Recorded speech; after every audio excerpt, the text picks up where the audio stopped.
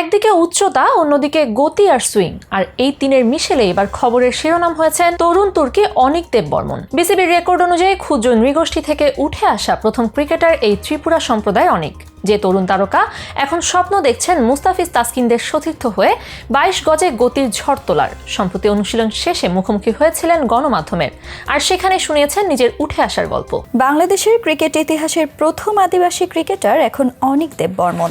দেশের প্রত্যন্ত অঞ্চলে জন্ম নিলেও অনিক তার বুকে লালন করেছেন ক্রিকেটার হওয়ার স্বপ্ন। যে স্বপ্নকে বাস্তবে রূপ দিতে রাত দিন এক করে পরিশ্রম করে যাচ্ছেন এই তরুণ তারকা। গত 17 আগস্ট মিরপুরে হোম অব ক্রিকেট খ্যাত শেরে বাংলা ক্রিকেট স্টেডিয়ামে অনুশীলন ও ট্রায়াল দিয়েছেন 30 তরুণ ক্রিকেটার। আগামী 2026 অনূর্ধ্ব-19 বিশ্বকাপের জন্য এদের নিয়ে চলছে দল গঠনের পরিকল্পনা। আর এই বাছাই করা 30 জন তরুণ তুর্কিদের মাঝে স্পেশাল ওয়ান হয়েছিলেন অনিক দেব বর্মন। উচ্চতায় প্রায় 6 ফুট 3 ইঞ্চি, ফলে দূর থেকে সবার চেয়ে খানিকটা আলাদা লাগছিল তাকে। নাম পরিচয় বলার পর অনিক জানান তার সংগ্রামের গল্প। পাহাড়ে জন্ম নেওয়া অনিক নিজের উঠে আসার গল্প শুনিয়ে বলেন, যখন ছোট ছিলেন তখন বড় ভাইদের সাথে খেলতেন। তখন একটি রাবারের বল ছিল, ওইটা দিয়েই খেলতেন। যখন চতুর্থ শ্রেণীতে পা রাখেন তখন একটু আধটু বোলিং শুরু করেন। সে সময়ে একটু রান আপ নিয়ে বোলিং করতেন। পঞ্চম শ্রেণীতে ওঠার পর পড়াশোনার জন্য শ্রীমঙ্গল শহরে চলে আসেন। সেখানে গিয়ে টেপ টেনিস দিয়ে খেলতে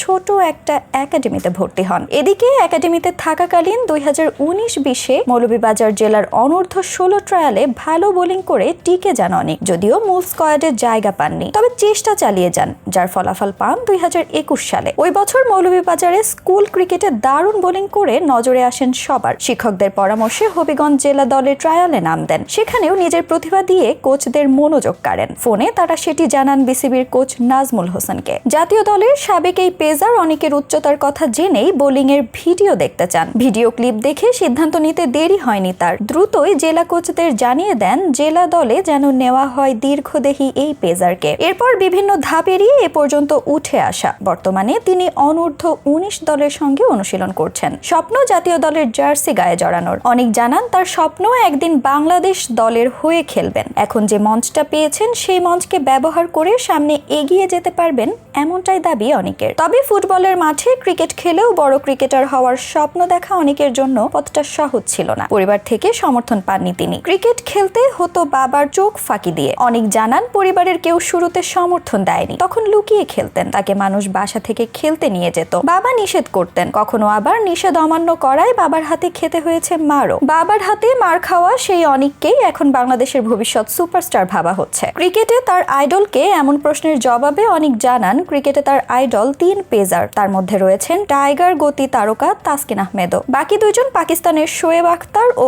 অস্ট্রেলিয়ান ব্রেট লি। এদিকে বাংলাদেশ ক্রিকেট বোর্ড অনিকের উঠে আসাকে বাংলাদেশ ক্রিকেটের জন্য বড় পাওয়া হিসেবে দেখছে। বিসিবির গণমাধ্যম বিভাগের ম্যানেজার জাহিদুর রহমান জানান অনিক দেব বাংলাদেশের জন্য বড় পাওয়া। অনূর্ধ্ব-19 দলের সেই প্রাথমিক স্কোয়াড আছে যেখানে আছে অনিক। নিজেকে প্রমাণের মঞ্চ যেহেতু পেয়ে গেছেন, এখন শুধু 22 গজের চমক দেখানো। যে তাসকিন নিজেকে উজাড় করে দিয়ে জায়গা করে নিয়েছেন জাতীয় দলে, তেমনি অনিক দেব বর্মনের কাছেও বড় সুযোগ রয়েছে লাল সবুজের জার্সি গায়ে চাপিয়ে বড় তারকা হওয়ার।